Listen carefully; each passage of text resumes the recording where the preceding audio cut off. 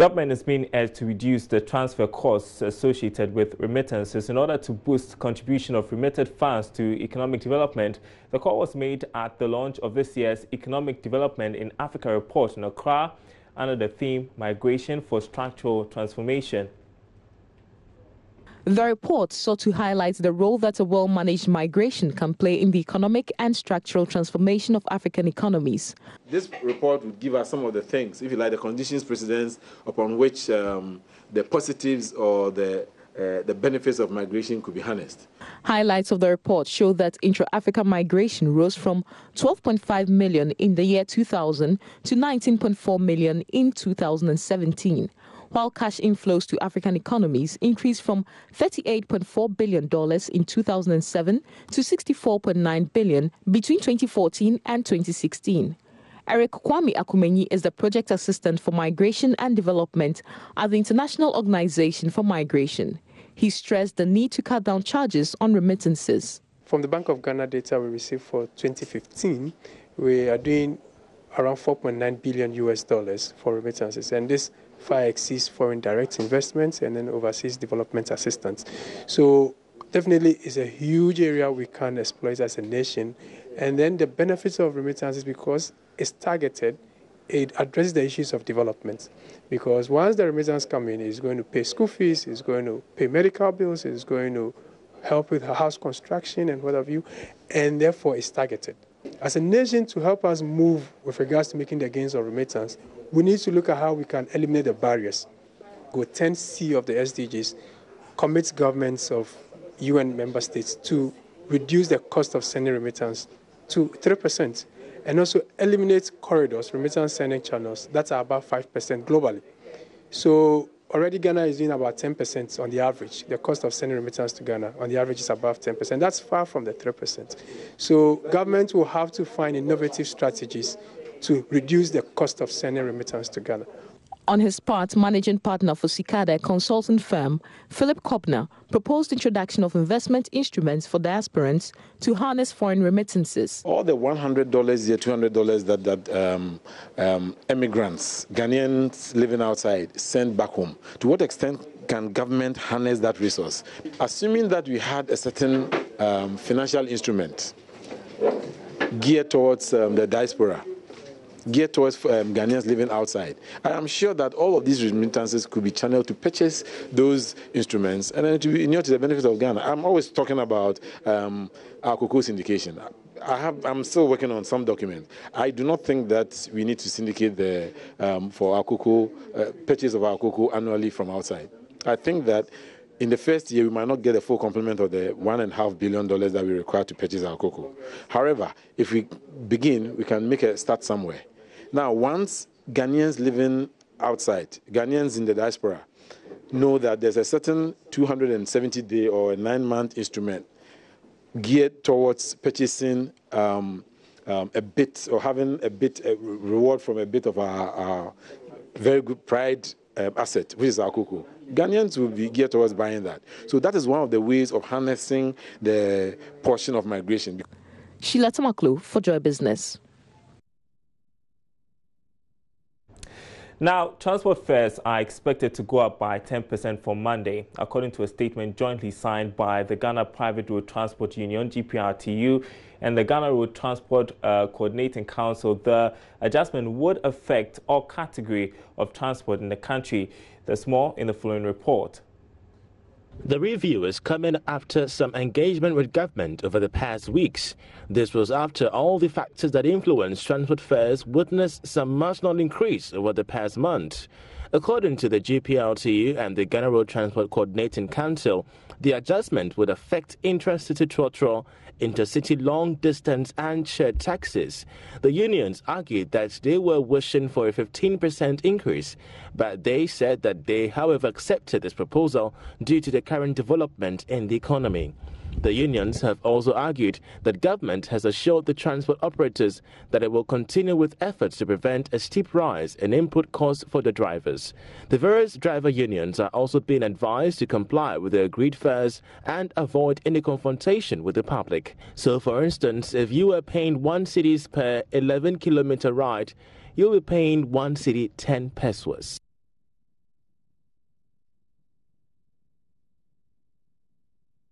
Well, so transport fares going up on Monday by 10%. Joining me in studio to talk about this is my colleague Sandra Fenu. This is news that we don't like to hear, but yeah, it's going up. So just for those who are watching and wondering why are the prices going up, what's the background? You know, there are a lot of factors that contribute to transport fares being increased every now and then, and most importantly is because of increase in fuel prices on the international market. Crude oil prices go up every now and then, and ideally, per the law that we have here in Ghana, we're supposed to be doing price review every 3 months, but that doesn't happen. So we see every now and then they go and negotiate, and they come back and we don't increase the fare. So when it comes, it hits us as a big news, and we don't like it at all, you know, especially for people who take public transport and all that. It's not a good news for us. Let's talk about the trickle-down effect, because the prices of our fares are going to go up, but that has implications for other things. Tell us about that too. Obviously, it has a telling effect on the economy. People's pockets will be dry, and also, you know, inflation. The more prices go up, the inflation issues come up. So you realize that a lot of people are going to have issues. Inflation prices will go up. A lot of people also have issue with drivers going to fight every now. We've seen that in the past. Oh yes, and I'm sure you've done that before. I've experienced that so many times. Did you fight? Did I fight? I don't remember if I fought. But yes. So obviously that's going to be the issue for us. So I think the issue for most people is that these reviews, we don't have I don't know, they have to sit down and then have a price that they can tell you that they fix a price so that we avoid this fight every now and then. But let's say 10% increment on two cities from Medina to Circle. Okay. What is so significant, sorry. And so it's important that we try to fix prices so that it makes it easier for them, because a driver will be thinking that if I used to charge 2 cities and I'm going to give 10% on it, it's nothing. So they will try to fix prices themselves instead of the mother union sitting down to fix prices for drivers. So we avoid this for them back with passengers and all. So it's a whole of, and we understand also that this is not the end. Prices might also increase in the coming weeks. So it's not a good news. I mean, you lead me to the next point I was going to raise about the timing for this increase, because as you're explaining, there are periods, agreed periods for increase. Is it every 3 months? We are supposed to be reviewing. It's not increase, but to review prices. So it can go down, it can come up. But what happens is that it always goes up. And so for a long while now, we've not seen that kind of a review. Exactly. And now it's taking place now. And so let's make sense of all of that. Yeah, I think because government was trying to help the consumer, so we want to not to burden the public so much. So there were talks, they wanted 15 to 20%, and there were talks about not increasing it 20% because we can't obviously do that because of the consumer. And so that didn't happen, and now that is happening. But the most important thing to most consumers is that whenever the prices of petroleum products go down, drivers don't reduce their prices. And you wonder why they don't do that. They are always in a haste to increase the prices, and they don't even wait for the period that they're supposed to go for the increments in fares to take effect. Then drivers start to do things on their own. That's been the issue in the past, and it's always like that. Unfortunately, this is where we are now. It's going to happen again, and from Monday, if you are not lucky, after Monday, prices will go up again. I want to bring in the stabilization levy, which was introduced by government to cushion as when it comes to, I mean, the prices of the crude oil on the international market. People are asking now the stabilization levy is obviously to cushion, yes, like you said, but it's not enough.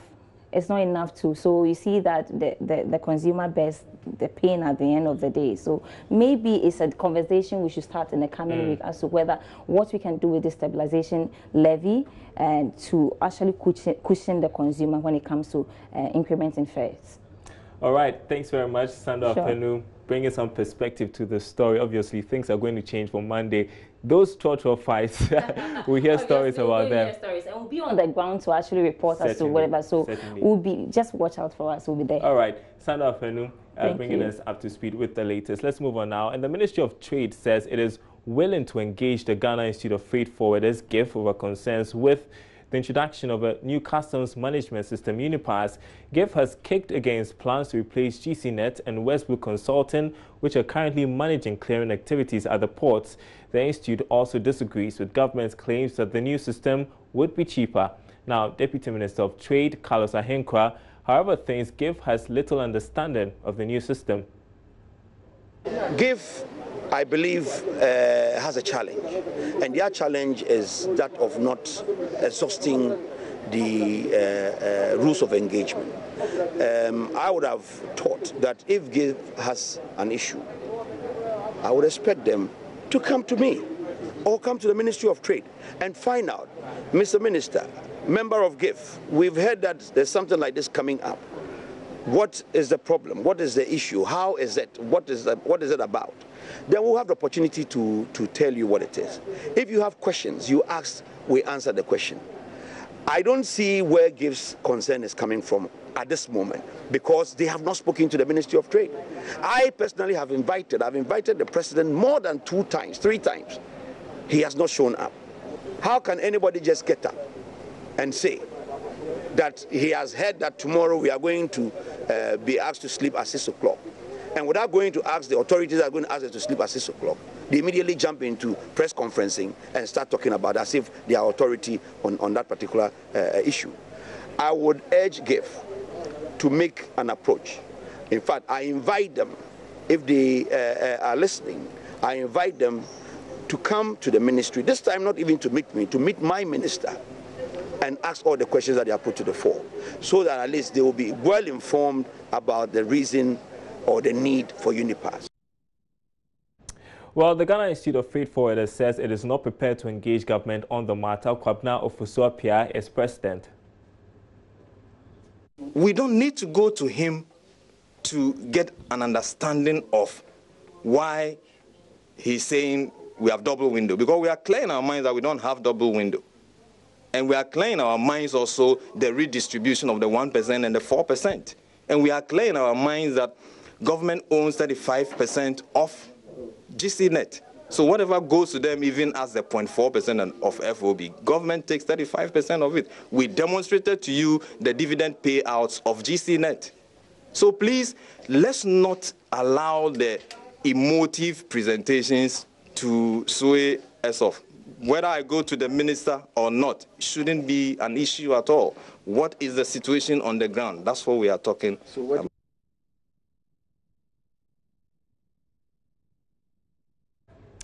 Well, let's move on now. And Vice President, that is Dr. Mahmoud Bawumia, has called for the need to improve revenue mobilization as a way of boosting the nation's assets.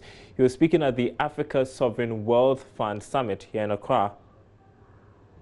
The summit brought together development professionals and players in the sovereign wealth fund space to dialogue on ways to build Africa's relevant funds. Representatives from countries such as Nigeria, Rwanda and Singapore were present. In a keynote address, Vice President Dr. Mahmoud Bawumia highlighted the need for revenue mobilization and how critical it is to improve Ghana's assets. God has endowed Africa with a lot of natural resources.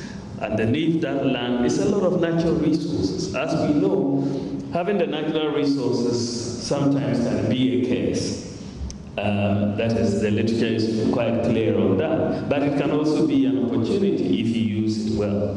But we, as African countries, have to be able to leverage the national resources in a new way to finance our development. He also assured that a Ghana National Asset Management Company will be established later this year to help create necessary wealth out of the nation's resources. We are putting together what we call the Ghana Asset Management Corporation. For the first time in our history, we are forming this Ghana Asset Management Corporation, which is going to be called GAMCORP. The Ghana Asset Management Corporation will be backed by law. It will manage essentially all government assets in the country. It's a huge amount of government assets in a portfolio, and you'll be able to leverage these assets to raise additional finance. The theme for this year's summit was Financing Africa's Transformation, the role of sovereign wealth funds. All right, let's turn to banking issues. And the Upper Manyakrobo Rural Bank has exceeded the Bank of Ghana's minimum capital requirement of 1 million Ghana cedis. The strength of the bank's capital currently insulates it from going into any merger with rural banks before it can stay in business. Chief Operations Officer of the bank, Andrew Champon, says the bank will improve upon its previous performances. He was speaking to journalists during the 34th anniversary, the annual general meeting of the bank at Asesewa in the Eastern region. The Upper Manyakrobo Rural Bank posted a profit of 1,238,622 Ghana cedis this year, representing a 12.3% increase over the previous year. The total equity of the bank also increased from 5,947,280 Ghana cedis to 6,802,316 Ghana cedis within the same period, whereas cash flow from operations hit 3,032,237 Ghana cedis. Total assets recorded a 14.1% rise from 42.6 million Ghana cedis in 2016 to 48.6 million Ghana cedis in 2017. Income surplus also recorded a 14.1% growth from 2.62 million Ghana cedis to 2.99 million Ghana cedis within the one-year period.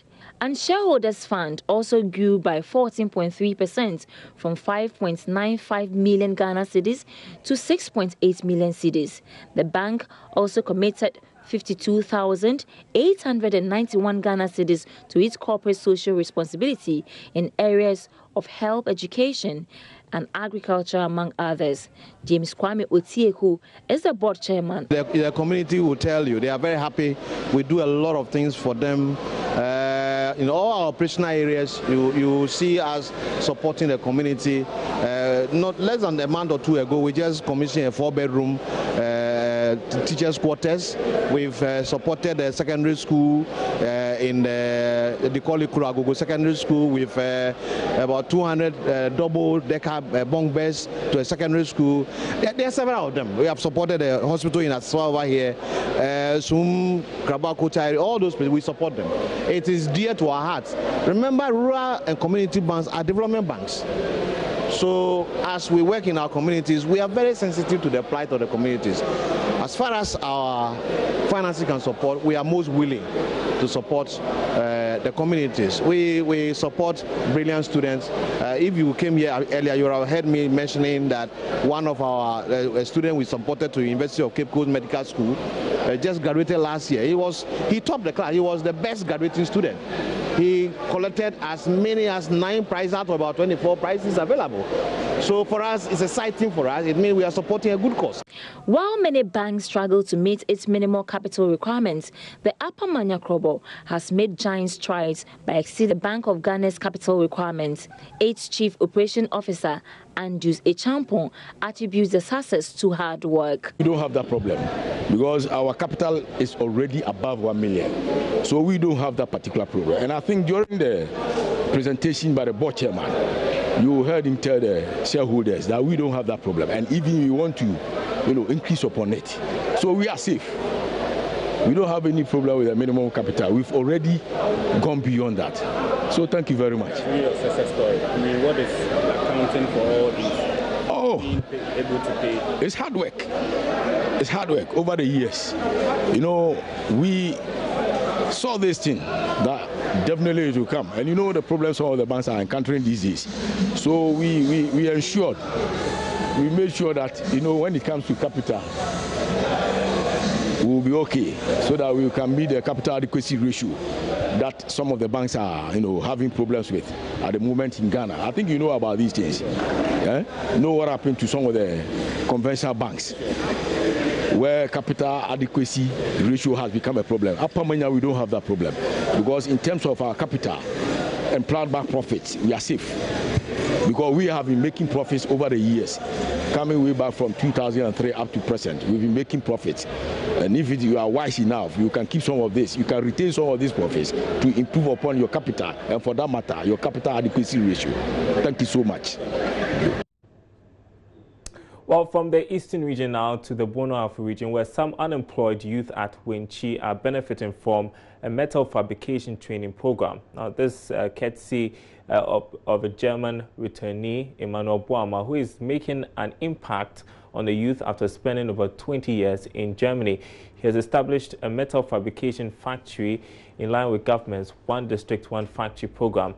Nesta Kafui Ajoma filed this report after spending some time at the factory in Wenchi. Emmanuel Boama left Ghana for Germany at a very tender age. He returned to his hometown Wenchi when he got wind of President Akufo-Addo's One District, One Factory program. His aim is to transform capabilities of some unemployed youth, especially those previously engaged in illegal mining, into professional metal fabricators. Emmanuel Boama currently trains 12 young men who are able to manufacture hospital beds, electric poles, waste bins, and classroom furniture, among others. I won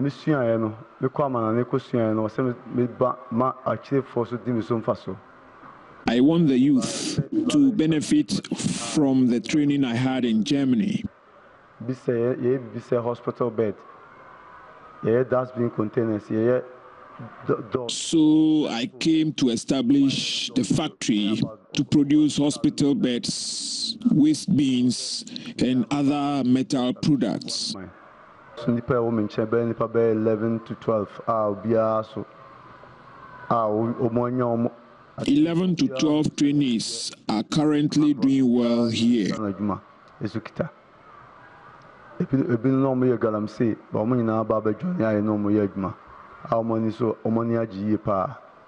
Even though Emmanuel Boama and his boys are able to manufacture a wide range of metal products, they are still confronted with a major challenge. Normally, a hospital bed makes me produce 100 beds a day. Light posts make me produce 150 light posts a day. Seminar equipment, equipment We can produce enough for the country if government assisted us with contracts. More than that. But all we need is contracts.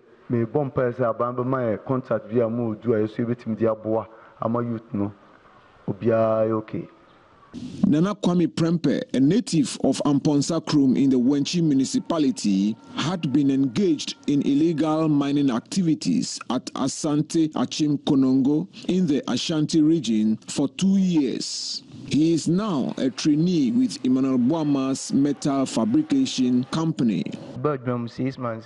I have been here for only 6 months, but I'm able to do a lot of things. My master says he needed contracts, so we appeal to government to help him. Emmanuel Boama and his company could be reducing youth unemployment in the Bono-Ahafo region significantly if the company wins government contracts to produce electric poles, waste bins, and hospital beds, among others.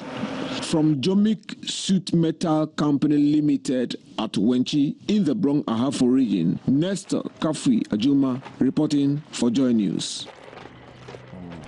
Our interview of the day next, and to help close the housing gap in the country, real estate developers are exploring competitive housing projects for prospective property owners. One of such estate developers is Dev Traco Plus, which launched a state-of-the-art apartment called Nova. Now, CEO of Dev Traco Plus, Joseph Edu Jr., says the Nova development further complements efforts by other private real estate developers to provide affordable housing to prospective homeowners. He's been speaking with Joy Business. I think it's important because it's increasing the housing stock, right? So it's a good time to launch it. At the same time, the prices are right for middle-income developers, middle-income homeowners to be able to own this development. So the timing is perfect. It couldn't be better. What do you say to this argument that real estate in Ghana could experience the best in the next few years? I don't think we have a burst coming on yet. We might have a price correction, but I don't think we have a burst coming on yet. And when you say price correction, what do you mean?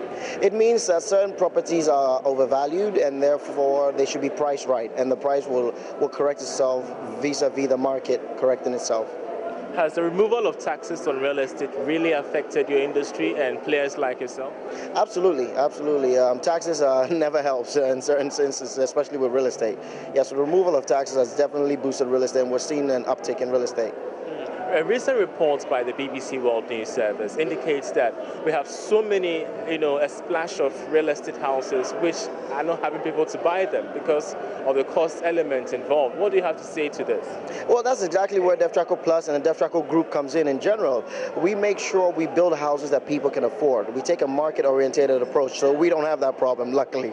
So you don't, subscribe to this argument that your products are so expensive, they do not meet the middle to lower income earners? In the general market, maybe, but specifically to our products, no, I don't subscribe to that at all.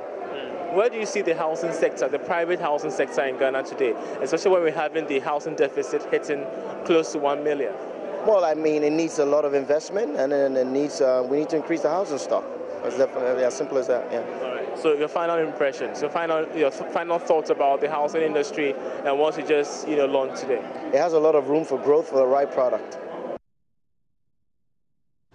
And that's it for our program tonight. Thanks for watching. There's more news on our website, myjoyonline.com/business. We've got the day's latest business bulletins on our website. You can